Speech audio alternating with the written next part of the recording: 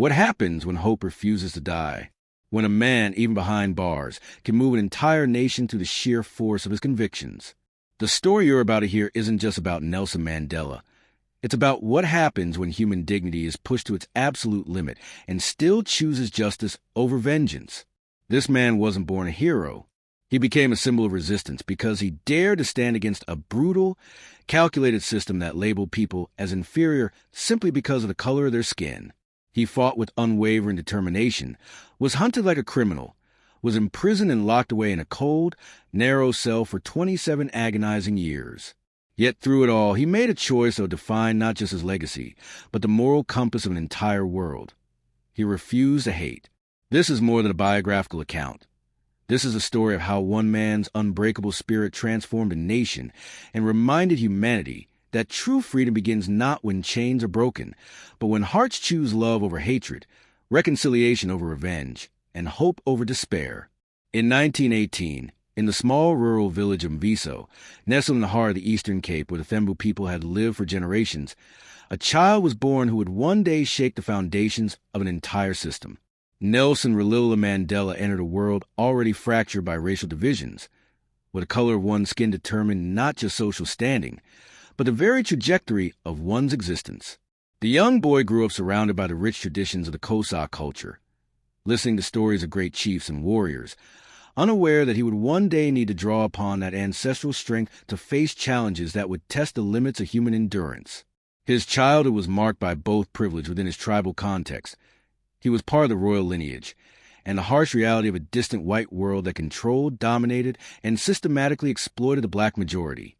When his father died, the tribal region took him under his wing, ensuring he received the best education available to a black child at that time, though even the best schools were segregated and deliberately inferior, designed to prepare black children for lives of subservience rather than leadership. It was in these classrooms, surrounded by worn textbooks and limited resources, that young Mandela first began to develop his acute sense of justice and his understanding of the vast, deliberate gap between white privilege and black suffering. The world that shaped Mandela's early consciousness became even more oppressive when the National Party came to power in 1948 and officially enacted apartheid, a word that means separateness in Afrikaans but represented something far more sinister than mere separation. This wasn't just institutionalized racism. It was a calculated, legal machine of domination designed to systematically strip black South Africans of their humanity and dignity. Under these draconian laws, black South Africans were forced to live in designated, overcrowded townships and rural reserves, use separate and inferior entrances to public buildings, ride in separate sections of buses and trains that were deliberately uncomfortable and degrading, attend schools that were intentionally under-resourced and designed to limit their potential. Perhaps most humiliating of all, they were required to carry the infamous passbook, an internal passport that dictated where a black person could go, when they could travel, and whether they had permission to exist in certain areas of their own country. The apartheid system didn't just segregate, it dehumanized. Black South Africans couldn't vote in the land of their birth, couldn't own property in urban areas where they worked, couldn't marry outside their designated racial group, and couldn't even sit on the same bench as a white person. This wasn't merely prejudice. It was a comprehensive system designed to ensure white economic and political dominance, while relegating the black majority to perpetual poverty and powerlessness. By the time Mandela had established himself as a young lawyer in Johannesburg, practicing from a small office that served the legal needs of black clients who had nowhere else to turn, the full weight of apartheid's cruelty had become impossible to ignore. Every day, he witnessed firsthand the devastating impact of these laws on ordinary people. Families torn apart by migrant labor systems, talented individuals whose potential was crushed by educational limitations, entrepreneurs whose businesses were destroyed by discriminatory regulations, and children who grew up believing they were inherently inferior simply because of their race.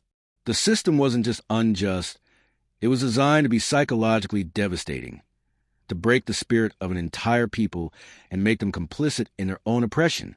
Mandela watched as his own people were forced to produce identification documents to white police officers barely out of their teens, saw brilliant minds condemned to menial labor, witnessed the daily humiliations that were designed to remind black South Africans that they were considered less than human in the land of their ancestors. The young lawyer began to understand that this wasn't merely a political problem that could be solved through negotiation. This was a moral crisis that threatened the very soul of the nation, and it demanded a response that matched the magnitude of the injustice. The question that would define the rest of his life began to form in his mind. How does one fight a system so comprehensive in its evil without becoming evil oneself? As Mandela threw himself into the work of the African National Congress and helped establish the ANC Youth League, he initially believed that the power of moral persuasion, combined with organized peaceful resistance, could eventually wear down even the most hardened hearts and minds.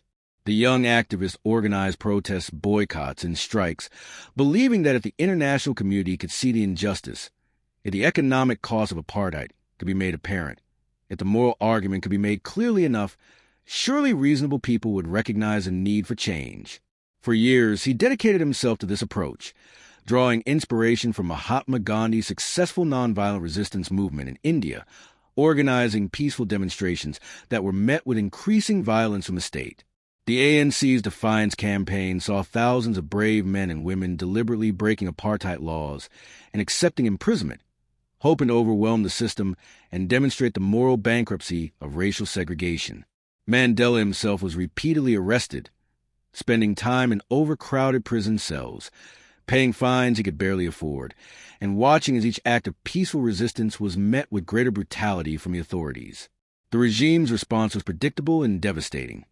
They banned meetings, imprisoned leaders, passed even harsher laws, and used police violence to break up peaceful gatherings.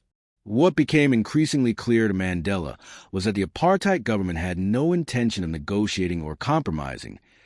They viewed any challenge to white supremacy as a threat to be crushed, not a problem to be solved through dialogue.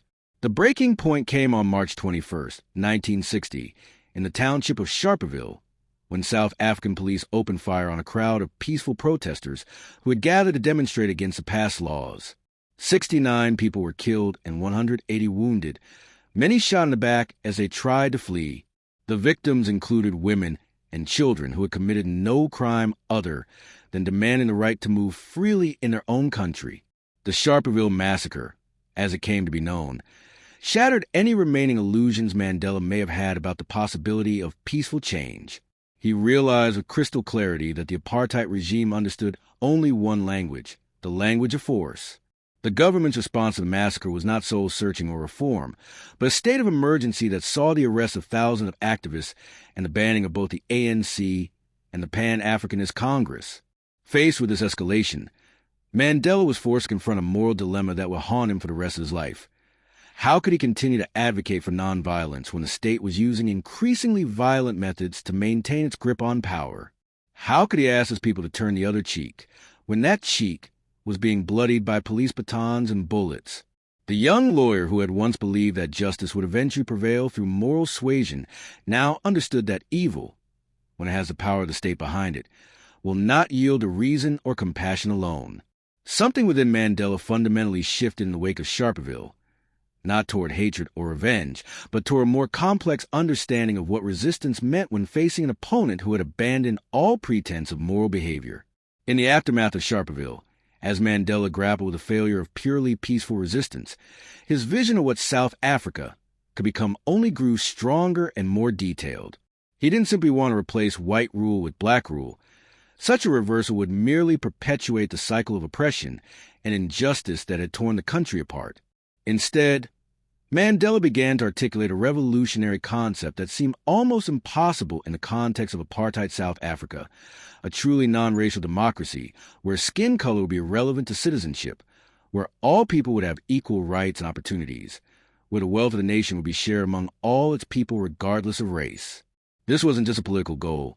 It was a moral vision that required a fundamental transformation of South African society, a complete reimagining of what it meant to be South African. Mandela envisioned a country where his own children could grow up alongside white children, learning together, playing together, building a future together without the artificial barriers that defined every interaction between the races for generations. He dreamed of a society where talent and character, not racial classification, would determine a person's opportunities, where black doctors could treat white patients and white workers could be led by black supervisors without anyone finding such arrangements remarkable or threatening. This vision extended far beyond the political realm into every aspect of daily life. Mandela imagined integrated neighborhoods where families of all races would be neighbors, sharing the joys and struggles of community life. Their children playing together in integrated schools that provided quality education to all. He envisioned hospitals where the best medical care would be available to everyone regardless of their ability to pay or the color of their skin, universities where young minds from all backgrounds could flourish and contribute to collective knowledge and progress of the nation, businesses where merit and hard work rather than racial classification would determine success. Most importantly, he dreamed of a country where every citizen could vote, where political power would flow from the consent of all the governed, not just a privileged minority. This democratic ideal wasn't just about political rights. It was about human dignity, about the fundamental recognition that every person, regardless of race, had inherent worth and the right to pursue happiness and fulfillment. Mandela understood that achieving this vision would require not just the dismantling of apartheid laws, but the transformation of hearts and minds, the healing of deep wounds, and the building of trust between communities that had been taught to see each other as enemies. It was a goal so ambitious that many considered impossible, but Mandela's unwavering belief in the possibility of human transformation gave him the strength to pursue it even when the path forward seemed completely blocked by the machinery of oppression. The decision to abandon purely peaceful resistance didn't come easily to Nelson Mandela. For months after Sharpeville, he wrestled with the moral implications of what such a choice would mean, not just for himself but for the entire liberation movement and the future of South Africa.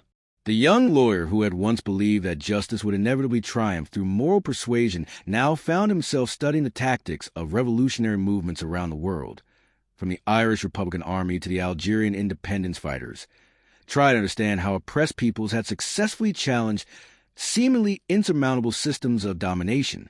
In 1961, working closely with other ANC leaders who had reached similar conclusions about the futility of peaceful protest against an increasingly violent state, Mandela helped establish Umkhonto we Sizwe, Spear of the Nation, the military wing of the African National Congress. This wasn't a decision made in anger or haste, but rather a calculated response to the regime's escalating brutality and its clear demonstration that it would never voluntarily relinquish power. Mandela and his colleagues were acutely aware that crossing this line would fundamentally change the nature of their struggle and expose them to charges of terrorism and treason, potentially punishable by death. Yet they also understood that continuing to advocate for nonviolence while the state was systematically murdering peaceful protesters was not moral leadership. It was complicity in their own people's oppression. The strategy behind Umkhonto we Sizwe was carefully crafted to avoid the indiscriminate violence that characterized many liberation movements of the era. Rather than targeting civilians or engaging in acts of terrorism, Mandela and his colleagues focused on sabotage operations designed to cripple the apartheid state's infrastructure while avoiding loss of life. Their targets were carefully selected: empty government buildings during off hours, unoccupied police stations, power lines that supplied electricity to white areas, railway lines used to transport goods that sustained the apartheid economy. Each operation was meticulously planned to maximize symbolic impact while minimizing the risk to human life, reflecting Mandela's continued belief that the goal was not to destroy South Africa, but transform it. The message they wanted to send was clear. The apartheid regime could no longer maintain its grip on power without cost, and that cost would continue to escalate until meaningful negotiations began. However, the government's response was swift and predictable. Rather than seeing these acts of sabotage as a call for dialogue, they branded Mandela and his associates as terrorists and launched a massive manhunt. For months, Mandela lived underground, constantly moving from safe house to safe house, disguising himself as a chauffeur, a gardener, a traveling salesman, always staying one step ahead of security forces that were closing in. During this period, known as the Black Pimpernel phase of his life, he traveled throughout Africa seeking support for the liberation struggle, meeting with leaders like Emperor Haile Selassie of Ethiopia and President Gamal Abdel Nasser of Egypt, trying to build international solidarity, while also receiving military training that would help him lead the armed struggle more effectively. The inevitable capture came on August 5, 1962, near Howick in KwaZulu-Natal, when police acting on a tip, possibly from a CIA informant, though this has never been definitively proven, stopped the car in which Mandela was traveling. After 17 months underground, the most wanted man in South Africa was finally in custody, and the government wasted no time in putting him on trial. Initially charged with leaving the country illegally and inciting workers to strike, relatively minor offenses that carried sentences of a few years at most, Mandela used his trial as a platform to expose the injustices of the apartheid system. Speaking in his own defense, he transformed the courtroom into a forum for moral education, explaining to the judge and the world why the ANC had been forced to abandon nonviolence and why the apartheid regime, not its opponents, bore responsibility for the escalating conflict. But this was only the beginning. In 1963, while Mandela was already in prison serving his sentence, police raided Lily's Leaf Farm in Rivonia, a secret hideout where ANC leaders had been meeting to plan sabotage operations. The documents seized in that raid provided the government with evidence linking Mandela and his colleagues to more serious charges of conspiracy to overthrow the state, charges that carried the death penalty. The Rivonia trial, as it came to be known, will become one of the most significant political trials of the 20th century, not just because of its impact on South African history, but because of what it revealed about the moral character of the men who were prepared to die for their beliefs. The Rivonia trial began in October 1963, with Nelson Mandela and 9 of his colleagues facing charges that could result in their execution. The prosecution's case was strong. The seized documents clearly showed the defendants' involvement in planning sabotage operations, and several witnesses testified about the ANC's military activities. The logical defense strategy would have been to deny involvement, challenge the evidence, and plead for mercy. Instead, Mandela and his co-defendants chose a path that stunned even their own lawyers. They would admit their involvement in the liberation struggle and use the trial as an opportunity to explain why their actions were not only justified but morally necessary. This decision required extraordinary courage because it essentially guaranteed their conviction while maximizing the likelihood of death sentences. But Mandela understood something that his prosecutors did not. The next phase of Nelson Mandela's journey began on June 13, 1964, when he was transferred to Robben Island, a windswept piece of rock 7 miles off the coast of Cape Town that had been used as a place of banishment and imprisonment for over 300 years. The conditions were deliberately harsh, designed not just to punish, but to break the spirit of those who dare to challenge white supremacy. Mandela's cell was a concrete box measuring just 8 feet by 7 feet, with a straw mat for sleeping, a bucket for sanitation, and a small window that provided the only natural light. The daily routine was mind-numbing in its repetitiveness. Wake before dawn, eat a meager breakfast of porridge and coffee, march to the lime quarry where prisoners spent 8 hours breaking rocks under the scorching African sun, return to the prison for a dinner of watery soup and vegetables, then lock down in their cells for 14 hours until the cycle began again. The limestone dust from the quarry work permanently damaged Mandela's tear ducts, causing his eyes to water for the rest of his life, a physical reminder of the price he paid for his principles. Yet even under these conditions, Mandela refused to be broken. He established a routine of exercise each morning in his cell, doing push-ups and running in place to maintain his physical strength. He read voraciously, devouring everything from political philosophy to poetry, constantly expanding his understanding of the world and his place in it. Most importantly, he turned the prison into a university, teaching fellow prisoners about politics, history, and strategy, helping to educate a generation of liberation leaders who would play crucial roles in post-apartheid South Africa. As the years passed, something remarkable began to happen. The man who had been imprisoned to silence his voice found that his message was being heard more clearly than ever before. The international community, initially slow to respond to the plight of South African political prisoners, gradually awakened to the injustice of apartheid and began to demand Mandela's release. His name became a rallying cry for human rights activists around the world, chanted at protests from London to New York to Stockholm. The Free Nelson Mandela movement gained momentum throughout the 1970s and 1980s, transforming an imprisoned lawyer into a global icon of resistance to oppression. Musicians wrote songs about him. Politicians demanded his release, and ordinary citizens around the world wore T-shirts bearing his image. The South African government found itself increasingly isolated as economic sanctions tightened. Cultural boycotts prevented their athletes from participating in international competitions, and diplomatic pressure mounted. By the late 1980s, it had become clear that the apartheid system was unsustainable, not just because of internal resistance, but because of the international consensus that had formed around the need for fundamental change. In 1985, President P.W. Botha offered Mandela conditional release if he would renounce violence. But Mandela's response, delivered through his daughter Zinzi at a public rally, was characteristically uncompromising. What freedom am I being offered while the organization of the people remains banned? Only free men can negotiate. A prisoner cannot enter into contracts. The moment that millions around the world have been waiting for finally came on February 11, 1990, when F.W. de Klerk's government, recognizing that the apartheid system had become unsustainable, announced Mandela's unconditional release. After 27 years behind bars, the 71-year-old Mandela walked hand-in-hand with his wife Winnie through the gates of Victor Verster prison. His first steps as a free man greeted by cameras that broadcast the image around the world. But what happened next confounded both his supporters and his enemies. Instead of calling for revenge against his oppressors, Mandela preached reconciliation. Instead of demanding immediate majority rule, he agreed to a negotiated transition that would protect the rights of all South Africans. The man who had every reason to be bitter and vengeful instead chose to become an architect of healing, working closely with de Klerk and other former enemies to dismantle apartheid and create a new democratic constitution.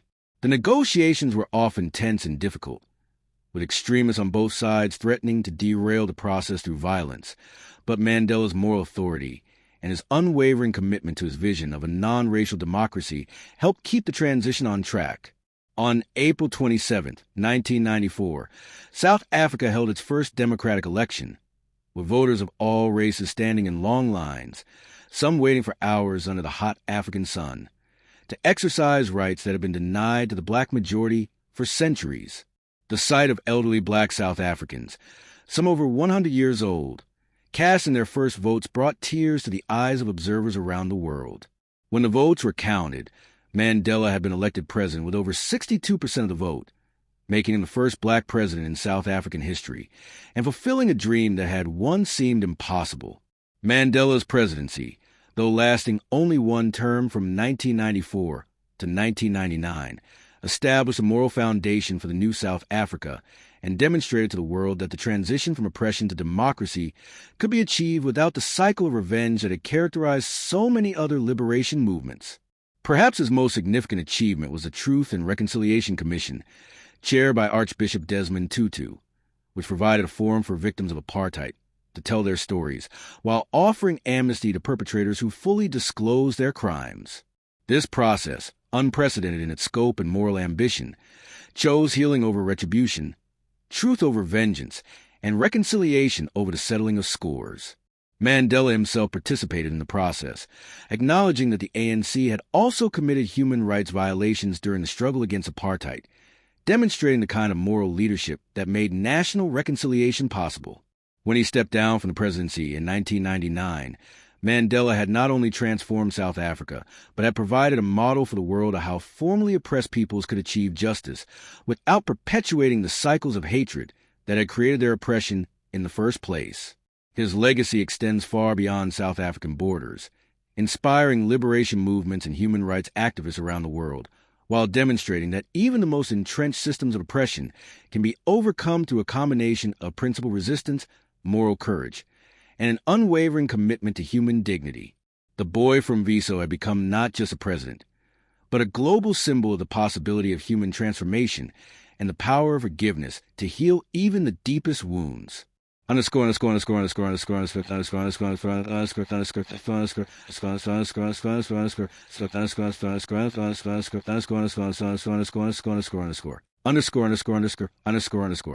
Sometimes the most powerful victory comes through accepting defeat, and sometimes the most effective way to defeat an unjust system is to expose its moral bankruptcy, so clearly that the entire world can see it. For months, as the trial proceeded, Mandela and his colleagues sat in the dock listening to testimony about their activities, knowing that each piece of evidence brought them closer to gallows, yet never wavering in their conviction that they had chosen the only morally defensible path available to them. The moment that would define not just a trial, but Mandela's entire legacy came on April 20th, 1964, when he rose to address the court. What followed was not a legal defense in any conventional sense, but rather a moral manifesto that would resonate around the world for generations. Speaking without notes for over 4 hours, Mandela methodically dismantled the prosecution's characterization of the defendants as terrorists and criminals, instead presenting them as patriots who had been driven to desperate measures by an intransigent and brutal regime. He explained the evolution of ANC's strategy from peaceful protest to armed resistance, detailing how every avenue for legal change had been systematically blocked, how every attempt at dialogue had been rejected, how every peaceful demonstration had been met with increasing violence. But more than just justifying her actions, Mandela used his speech to articulate a vision of South Africa that transcended the racial divisions that had torn the country apart.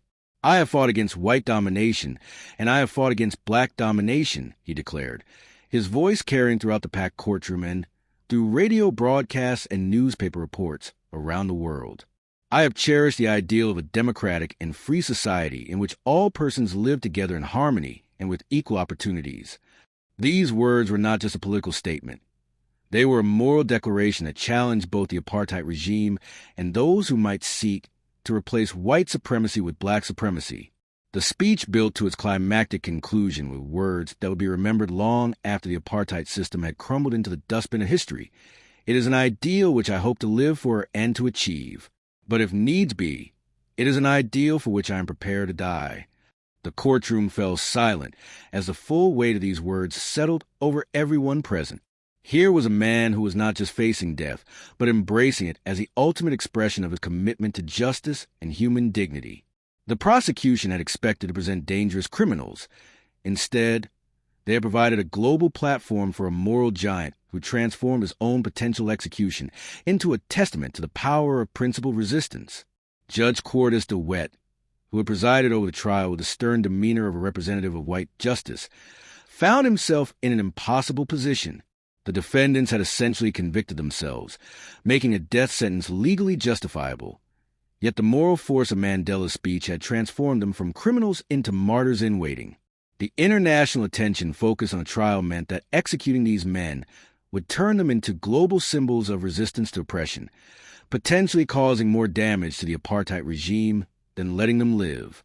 After a tense delay, Judge de Wet delivered the verdict that would shape the remainder of Mandela's life. Guilty on all charges, but sentenced to life imprisonment rather than death.